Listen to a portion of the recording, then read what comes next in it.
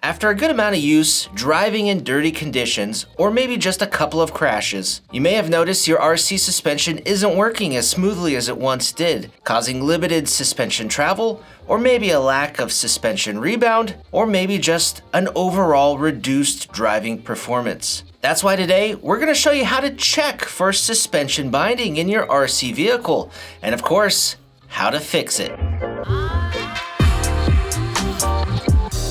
Like with any car, the suspension in your RC vehicle is very important. Suspension movement allows you to handle the bumps and jumps, improves steering, and increases the overall stability and handling performance. And it does this by trying to keep your tires on the ground as much as possible to generate traction. Have you seen this old 1930s clip about suspension testing using models? It has some really good information and it's really cool to watch. If you want to check it out, we'll link to it down below. So since smooth suspension movement is so vital to the performance of your vehicle, when the suspension is bound up, limited, or resisting movement, your vehicle will feel and drive worse. The steering could be worse, jumping and landing performance could be worse. There's a lot of different ways a bound suspension could present itself. So how do we check for a bound suspension? Well, we're going to walk through it. And these methods will work for most surface vehicles, on-road, off-road, bashers, race vehicles, etc. And keep in mind the suspension in your vehicle may look a little different than ours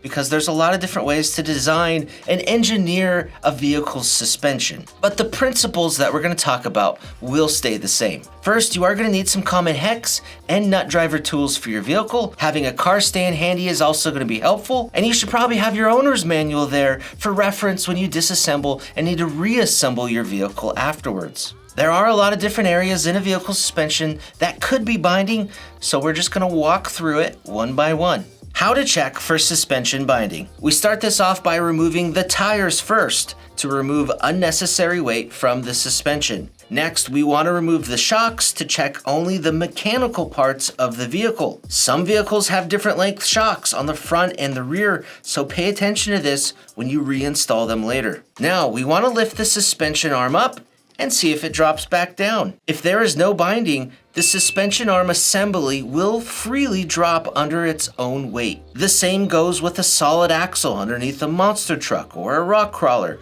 It should drop and move freely under its own weight. If there is suspension binding, the arm will instead just stay up. Now go around to the other suspension arms or solid axle and check them as well. If everything drops and moves freely under its own weight, then you have no suspension binding in those mechanical parts. Next, we need to check the shocks. Grab a shock and remove the bottom spring perch so we can remove the spring. Now push the shock shaft in and out to ensure it moves smoothly and freely. Also visually inspect the shock shaft to ensure it's straight and true. It's uncommon to bend a shock shaft, but it can happen, and if it does, it could prevent the shaft from fully compressing or extending back out, which would bind up your suspension. If all shocks are smooth and free of binding, put them back together and reinstall them on your vehicle, but be sure not to over-tighten the top and bottom mounting points. The shock should have a little wiggle movement at the top and the bottom, allowing it free movement to pivot at these points. Once you're done with that, you can put the tires back on and go have fun. But if you did have binding, this is how you fix it.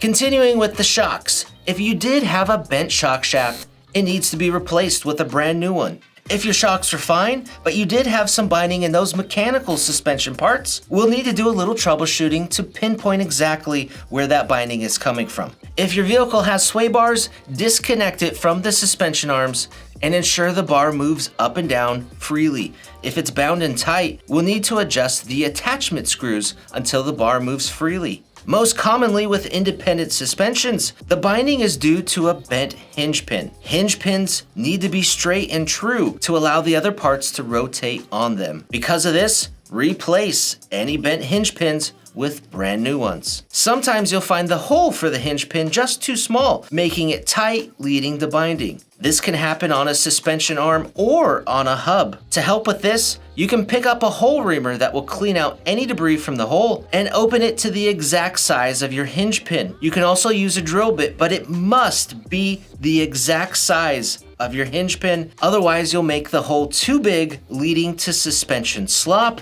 and we don't want that. We only want the hole big enough to allow the pin to slide in and out without friction, and no bigger. Another common area of suspension binding is when two plastic pieces are slightly off size. Their tolerances aren't quite right, so it leads to a fitment that's too tight. For example, this top arm binds on its mount because the two pieces do not fit properly together. To fix this, we'll just take some sandpaper or a sanding stick like this, and we'll sand down the inside of the arm very slightly. You could also sand down the mount, but the arm is just easier to access. After some light sanding, we'll refit the pieces to test their movement, and then repeat this process as necessary until they mate together with no friction. This type of binding can also happen between the hub and the arm, and even with steering pieces. When sanding, be careful you don't sand too much or you will have suspension slop. Some other uncommon areas that might be causing you binding are the turnbuckles and ball studs. Give the ball cup a wiggle. It should move a little on the ball stud. If it's tight and bound,